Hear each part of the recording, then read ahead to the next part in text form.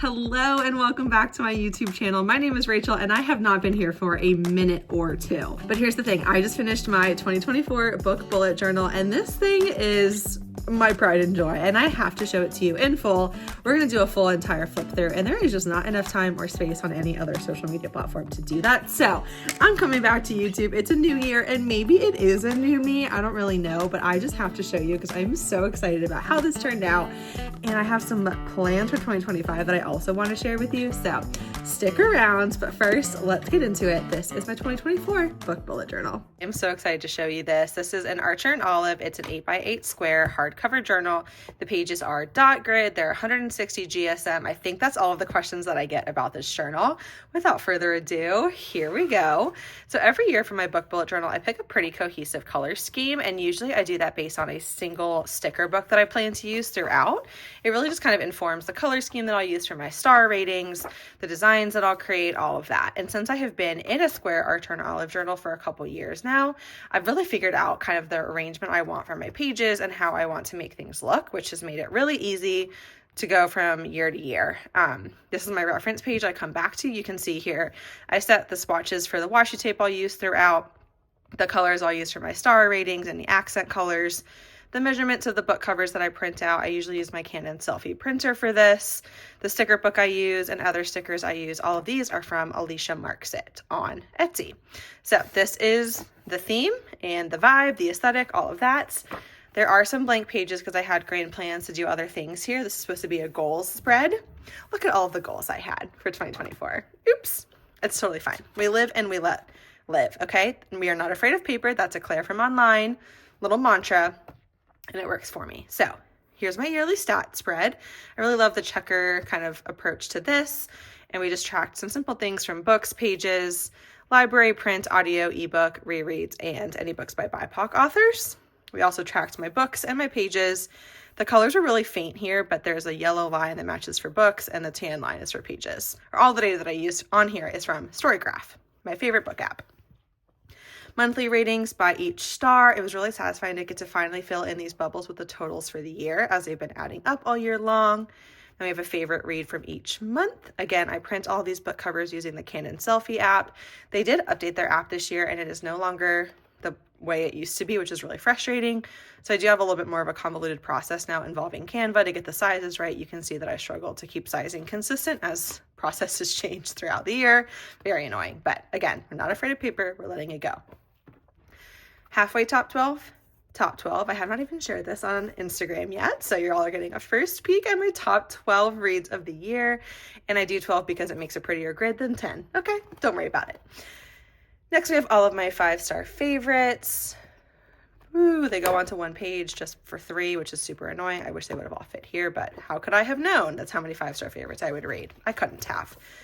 All the days that I finished a book, I always love doing this. It's really just a fun little pixel chart, but it's always mind-blowing to me that this is an entire year. Like, that looks so small to me, but that's a whole 365-day year. So that's wild. I totally gave up on this spread. I really liked the idea, but just did not keep up with it in execution of how many books I was checking out from different libraries, how many I was reading, the money I was saving as if I had bought those books. It just, I don't know, didn't work for me. So I'm not doing this spread again this year. This is my year recap spread. So we've got my most read genres for the year, my most read authors for the year. That was because I read some American Girl books. And then my overall graphs from Storygraph. You can see I use these transparent Post-it notes for these. These are one of my favorite things. I just literally stick this to my computer screen, trace it with a Sharpie, cut it out, and stick it in here. And it's so fun to me. You can sort of see on some of them the circle and the little like strips of tape I put underneath just to make the rest of it sticky. But super fun, a really cool way to put some data into my journal. Next, we have Major Weeper. These are all the books that made me cry. You will see this continue into next year.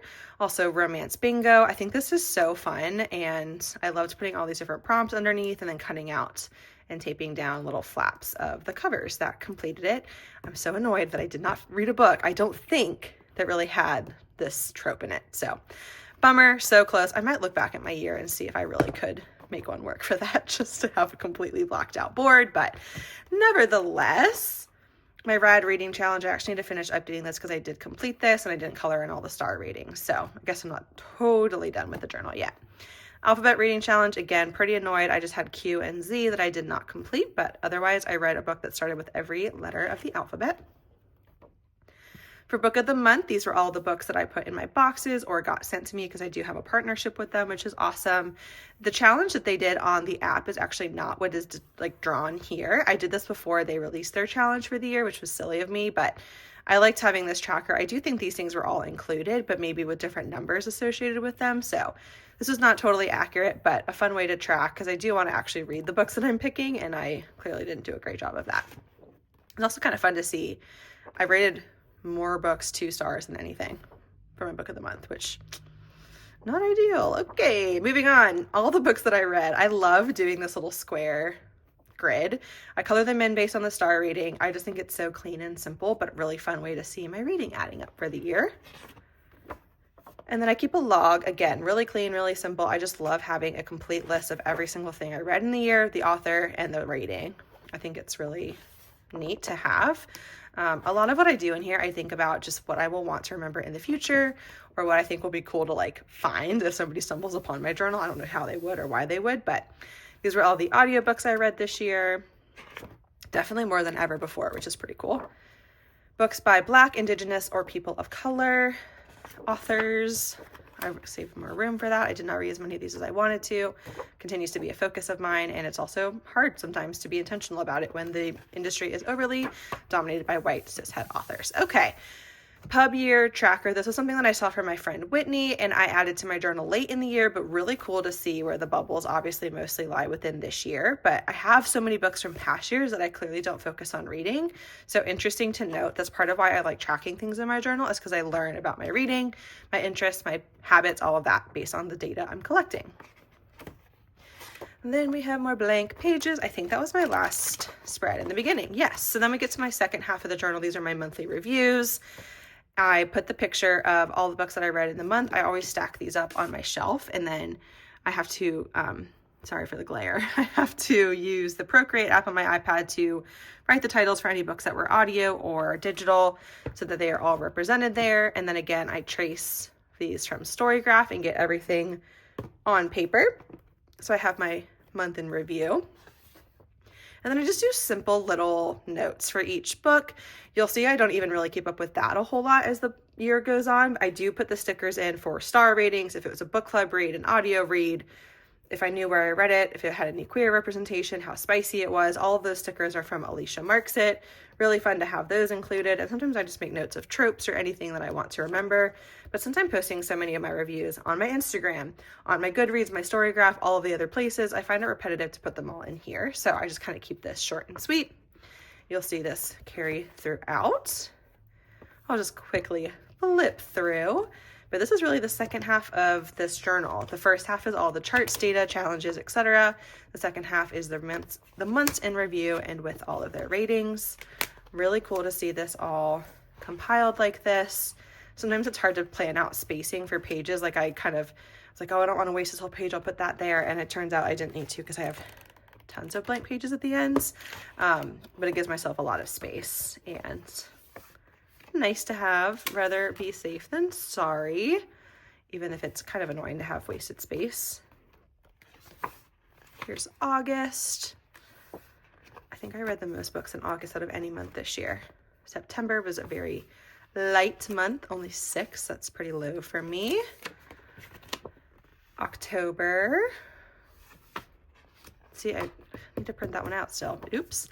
November and December in review. I read 18 books in December, and that brings us, oh, one more to print out. And that brings us to the end. So that is my entire 2024 book bullet journal. I hope this gives you some ideas, maybe some inspiration for your journals for this year. I would love to hear what spreads you maybe have in your journals that you don't see here. I'm always looking for new ideas. And next up, I will do a flip through of my 2025 journal as I've gotten it ready and I'm about to get started filling it out for the year. But let me know if you have any questions, and thanks for coming back to my YouTube channel to see this little flip through.